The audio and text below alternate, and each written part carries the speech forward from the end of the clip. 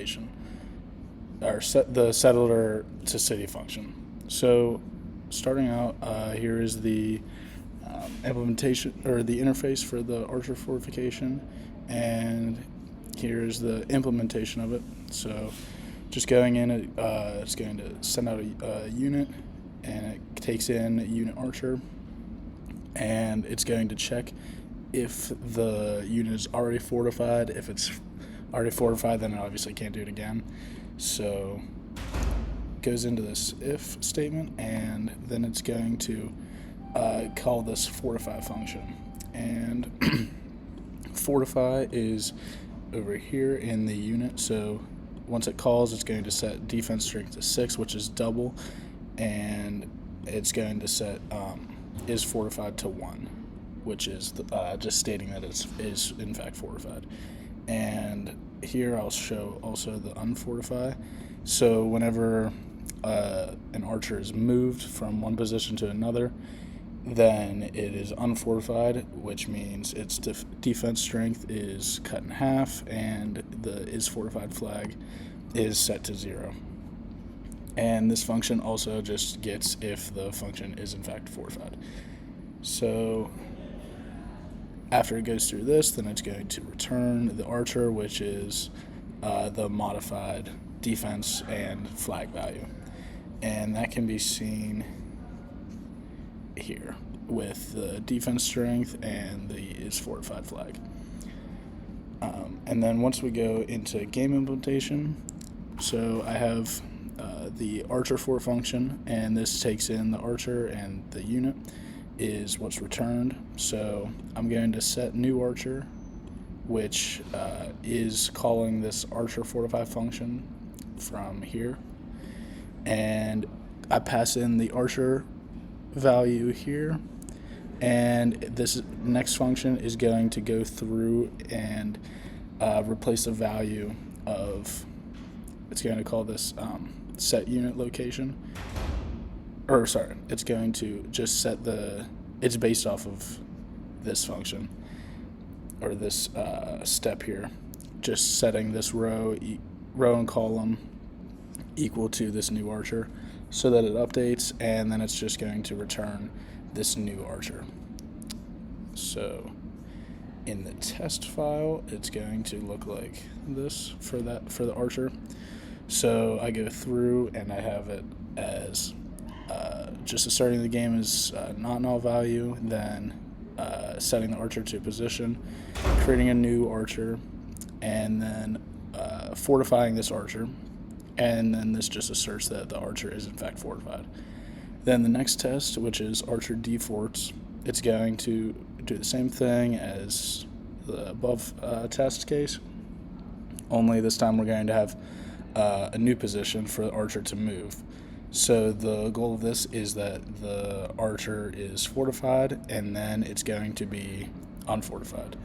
So first, just asserting that it's unfortified, then we're going to fortify this archer, so double its strength. Then we're going to check and make sure it's double, so basically the same test as above.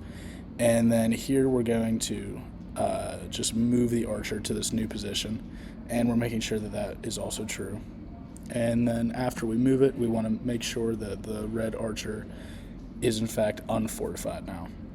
So I will run that test at the very end, so show all of them. Next, we're going to do the city, or the settler to city. So I have the interface here, which just has create city and settler build, and going into the implementation, we have a city, which is just a counter, and then I made an array of city variables so that we don't have to create new city variable values. So this function creates city, which just takes in the location of where the city is and the owner of that city. So it's going to iterate through each value of this city's value right here inside of this array, and just create a new city based off of the location of the owner. And then we're going to have city copy just equal this city so that we can iterate it for the next loop. and at the end it's just going to return the copied city. Next function is just the settler build. So this just takes in the unit of the settler, and it's going to create a location of where the settler actually is, and then it's going to call this create city function, which is this function up here, to use this location that the settler is at and get the owner. And then if we go to the test, then we can go to the implementation here, and this is where it's called. So settler city, it's going to take in the unit settler, and it's going to set the city location, which is this function up here with our city grid, and it's going to pass in the settler position, and it's going to call that settler to city function here, which is the settler build, and it passes in this unit value. And then we are going to cast the settler to unit impl, and it's going to change the position to our trash bin so that there's only one value at that, one unit at that tile. So at this point there's just one city and there's no settler, which is how it should be. And then now I can just run through all the tests. I will just show the test gamma sieve because that is what implements these tests.